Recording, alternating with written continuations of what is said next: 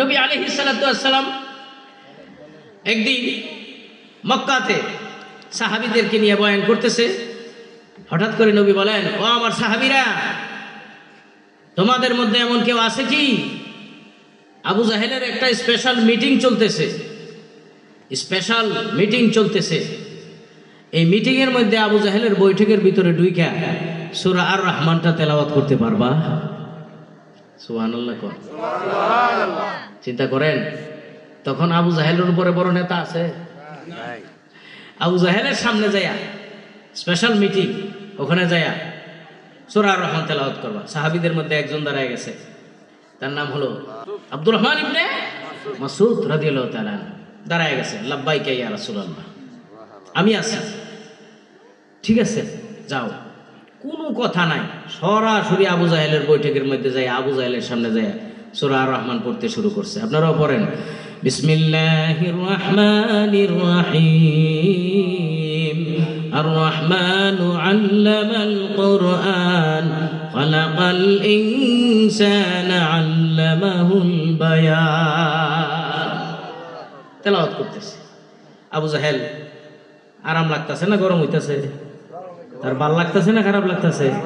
লগের সাথীরা সঙ্গভঙ্গরা ডাক দিয়ে কয়, চিন্তা করছেন স্যার, নেতা সাহেব, চিন্তা করছেন স্পেশাল মিটিং, যেখানে আমরা স্পেশাল মিটিং এর সিদ্ধান্ত নিতেছি কেমনে মোহাম্মদ আমিন রে সারা দুনিয়া থেকে, মানে মোহাম্মদ আমিন রে চিরতরে মাইরা লাম যাবো, এই চিন্তায় আমরা ব্যস্ত। এটা স্পেশাল মিটিং এ আবার মোহাম্মদ আমিনের সাহাবী আয়েশা এরা কুরআন শরীফের তেলাওয়াত করে। হুকুম দেন, এখনই তারে সাইজ করে লাই। কত করে সাইজ করা লাগবো না, আমি সাইজ করব, নেতা নিজেই সাইজ করবো কইতাছে। কিতাবের মধ্যে আছে বেঈমান আবু জাহেল ঘরের ভিতরে ঢুইকা চামড়ার মোজা পরিধান করে, স্পেশাল চামড়ার মোজা, শক্ত চামড়ার মোজা পরিধান করে আব্দুল্লাহ ইবনে মাসউদের সামনে আইসা দাঁড়াইছে, আর ডাক দিয়ে কয়, কত বড় ক্ষমতা, আমার সামনে স্পেশাল মিটিং, আমার সামনে দাঁড়াইয়া তুই এইভাবে কোরআনের তেলাওয়াত করস, তোরে জনমের শিক্ষা দিয়ে দিব। কান চাপার মাঝে এত জোরে একটা থাপ্পড় মারছে, এত জোরে একটা চর মারছে রে ভাই। সাহাবী আব্দুল্লাহ ইবনে মাসউদ রাদিয়াল্লাহু তাআলা আনহু কানের মধ্যে সাথে সাথে হাত দিয়ে দিয়েছে। দেবে না কেন গো? কানের মাঝে চর দেওয়ার কারণে কানের পর্দাটা রসুনের খালের চাইতেও পাতলা, সঙ্গে সঙ্গে ফেটে গেছে, রক্তগুলো বের হইতে শুরু করছে। একটা লাথি মেরে বের করে দিয়েছে। আব্দুল্লাহ ইবনে মাসউদ কানের মধ্যে হাত দিয়ে নবীর দরবারের দিকে আসতেছে। নবী আমার দূর থেকে তাকাইয়া দেখি ফেলেছে সাহাবী আসতেছে। নবীও দাঁড়ায় গেছে, সাহাবীরাও দাঁড়ায় গেছে। ডাক দিয়ে বলে, আব্দুল্লাহ ইবনে মাসউদ রে, কি ব্যাপার? কানের মধ্যে হাত দিয়েছে কেন? কি হয়েছে? ব্যাপার কি?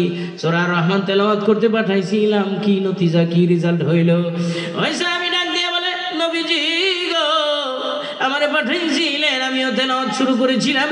ইন দ্য মিন টাইমে বেঈমান আবু জাহেল এত জোরে আমার কানের মাঝে এত জোরে একটা চর মারছে, কানের পর্দা ফেটে গেছে গো, কানের ব্যথা আমি সহ্য করতে পারতেছি না।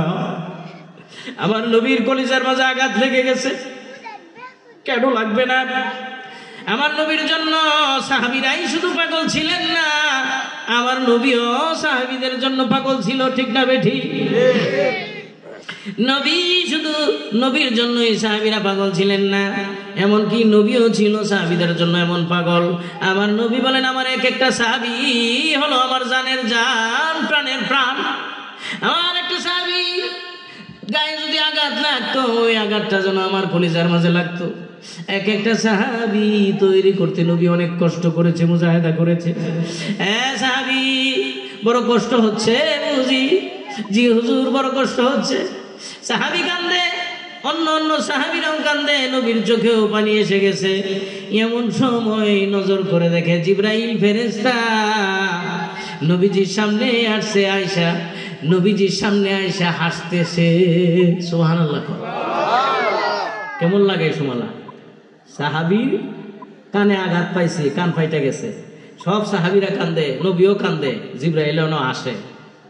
নবী আমার ডাক দিয়ে বলেন, কি গো জিবরাইল, যে জায়গায় আমার সাহাবী আবু জাহেল এত বড় একটা আঘাত করলো, আমার সাহাবী আহত হইল, আমি নবী ব্যথার্থ, আমি নবী আহত হইলাম।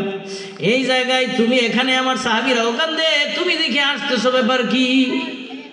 জিবরাইল ডাক দিয়ে বলে, নবীজি গো, আজকে আমাকে আমার আল্লাহ পাঠাইছে, শুধু বলছে ওখানে যাই শুধু হাসবি, এমনি আমার বন্ধু হাসের কারণ জিজ্ঞাসা করবে, তুই আজকে বলবি না, শুধু বলে রাখবি এটা এখন বলা যাবে না, হিজরতের পরে আপনি এটা শুনতে পারবেন। হিজরতের পরে মক্কা থেকে মদিনায় গেলে পরে এই হাসার কারণ, আমি কেন হাসি গো, এই হাসির কারণটা আপনি জানতে পারবেন। এখন কি হাসির কারণটা জানতে হবে? শুনবেন?